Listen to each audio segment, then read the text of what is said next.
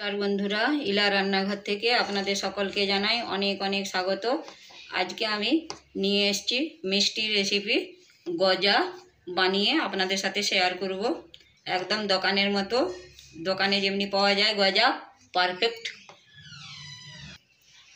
আমি এখানে হাফ চামচেরও একটু কম নিয়েছি খাবার সোডা। খাবার সোডাটাকে ভালো করে মিশিয়ে নেব ময়দার সাথে। এখানে আমি ময়দাটা নিয়েছি, বাটির মাপে আমি ময়দাটা নিয়েছি। আমি কিন্তু এই বাটির মাপে ময়দা নিয়েছি 2 বাটি, সেই জন্য আমি এখানে চিনির রস যেটা করব, চিনি নিয়েছি আমি 1 বাটি। এবার আমি ঘি দিচ্ছি, 2 চামচ ঘি দিলাম। মেখে নেব, ময়দার সাথে ভালো করে মিশিয়ে নেব। এখানে কিন্তু ময়ানটা আমরা খুব ভালো করে ময়ানটা দেব। ময়ানটা যত ভালো হবে তত কিন্তু গজা খুব খাস্তা হবে খেতে। ঘিটা কিন্তু ময়দার সাথে খুব ভালো করে মিশিয়ে নিয়েছি। এই দেখুন, হাতে মুঠি করছি, মুঠির মধ্যে এসে যাচ্ছে, মুঠি বেঁধে যাচ্ছে, মানে ময়ানটা আমরা ঠিকঠাক দেওয়া হয়েছে। এবার কিন্তু জল দিয়ে মেখে নেব। এখানে কিন্তু একটু একটু জল দিয়ে মাখবো। এখানে আমরা যেভাবে রুটির আটাটা মাখি, রুটির আটার থেকে কিন্তু একটু শক্ত করে মাখবো। ময়দাটা কিন্তু মাখা হয়ে গেছে, এই দেখুন একটু টাইট করে মেখেছি। এবার কিন্তু আমি এটাকে ঢেকে রেখে দেব খানিকক্ষণের জন্য। এই পাশে আমি চিনির রসটা বানিয়ে নেব। এখানে আমি 2 বাটি ময়দা নিয়েছি, সেই বাটির মাপেই কিন্তু 1 বাটি চিনি নিলাম। এখানে আমি ওই বাটির মাপেই কিন্তু হাফ বাটি জল দিলাম।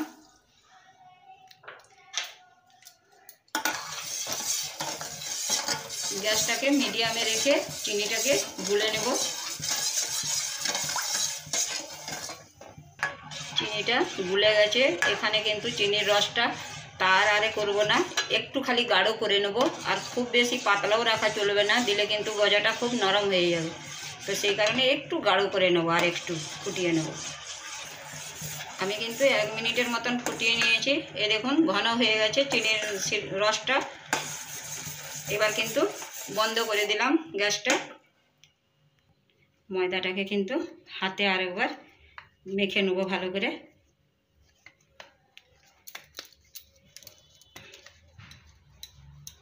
এটা কিন্তু বেলনা দিয়ে বেলবো না, হাত দিয়ে, 2 হাত দিয়ে এইভাবে আগে খানিকটা বড় করে নেব, এইভাবে রুটির মতন। এই দেখুন হাত দিয়ে চেপে চেপে এইভাবে ফেলে নেব।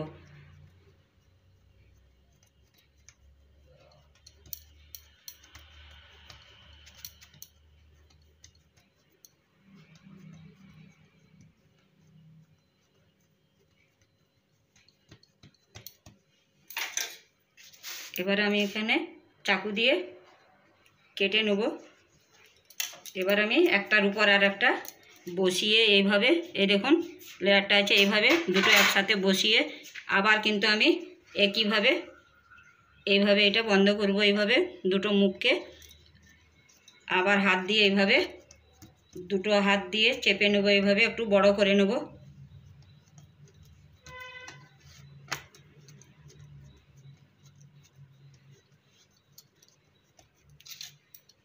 আরও একবার কেটে নেব, আবার একটার উপর একটা এভাবে নেব। এইভাবে কিন্তু আমি আরও 1-2 বার করে নেব। আমি কিন্তু আরও 2-1 বার ওইভাবে কেটে কেটে করে নিয়েছি। এই দেখুন লেয়ারগুলো কত সুন্দর দেখা যাচ্ছে। এবার কিন্তু দুটোকে একসাথে রেখেছি। এবার হাত দিয়ে কিন্তু এগুলোকে একটু চেপে দেবো। এগুলো যদি না চেপে দিই তো ভাজার সময় কিন্তু লেয়ারগুলো বেরিয়ে আসবে। এভাবে চেপে দিয়ে এইভাবে একটা হাতের উপর আর একটা হাতে এভাবে চাপ দেব।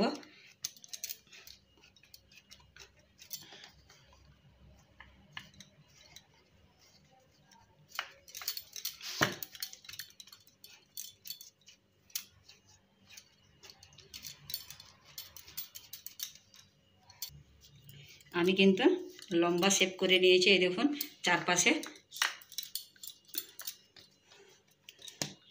এবার মাঝখান দিয়ে সমান করে কিন্তু আমি ছুরি দিয়ে কেটে নেব।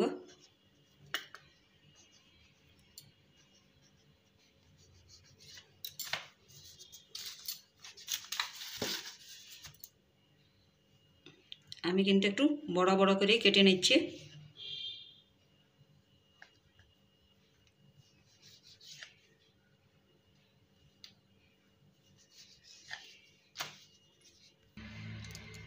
কেটে নিয়েছি, এই দেখুন লেয়ারগুলো কত সুন্দর দেখা যাচ্ছে।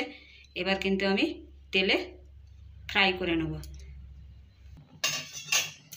তেলটা কিন্তু আমি মিডিয়াম গরম করেছি, খুব বেশি গরম করা চলবে না। এইভাবে গ্যাসের আঁচটা কিন্তু কমিয়ে রাখবো। বেশি আঁচে ভাজলে উপরটা লাল লাল হয়ে যাবে, ভিতরটা কাঁচা থেকে যায়।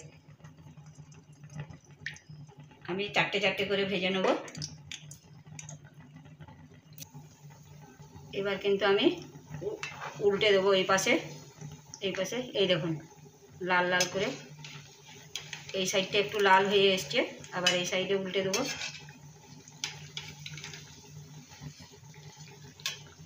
গ্যাসের আঁচটা কিন্তু কমিয়ে রাখবো।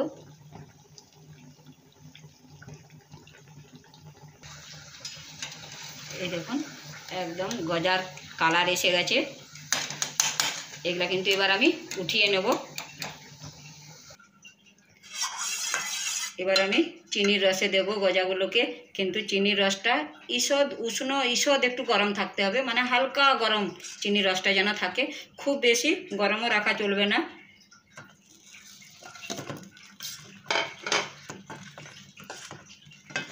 চিনির রসে কিন্তু এইভাবে আমরা উল্টে পাল্টে নেব একটু, যাতে রসটা পুরো গজার মধ্যে যায় ভালোভাবে। বেশিক্ষণ কিন্তু রসের মধ্যে রাখবো না। এবার কিন্তু আমি এগুলো রস থেকে তুলে নেব। এখানে আমি 1 থেকে 2 মিনিটের মতো রসের মধ্যে রেখেছিলাম। এই দেখুন রসটা কিন্তু খুব ভালো করে টেনে নিয়েছে। এই দেখুন হাতে চাপ দিলে কিন্তু এই দেখুন একদম পুরো একদম রসে ডুবডুব করছে পুরোটা। তো চলুন আমি এবার উঠিয়ে নেব এগুলো। তৈরি হয়ে গেল গজা, একদম দোকানের মতো। আপনারাও বাড়িতে ট্রাই করুন, আশা করি ভালো লাগবে। ভালো লাগলে চ্যানেলটিকে সাবস্ক্রাইব করে পাশে বেল আইকনটি ক্লিক করে রাখুন নতুন রেসিপির নোটিফিকেশান পাওয়ার জন্য। লাইক ও অনেক অনেক করে শেয়ার করুন। ধন্যবাদ।